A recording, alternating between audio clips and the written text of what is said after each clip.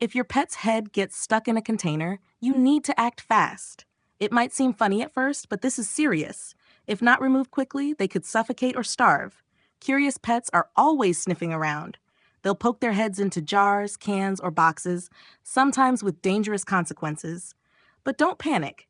Here's how to help them safely. Step 1. Stay calm.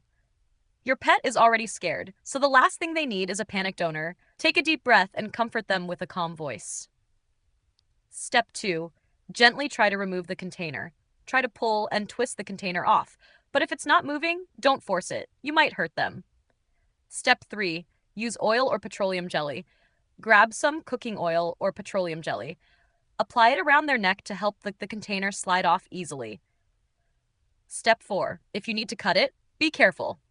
If the container is still stuck, cutting it might be the only option, but always cut away from your pet's face and body to avoid injuries. Step 5. Can't get it off? Call the vet.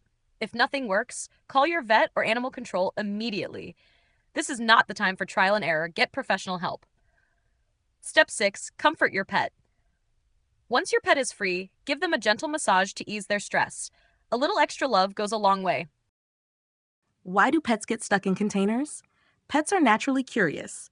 If they smell food, they'll shove their heads into anything without thinking about how to or if they can get out.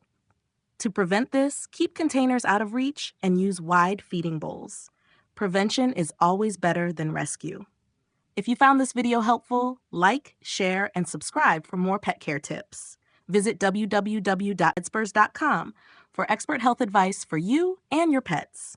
Stay safe and keep your pets safe too.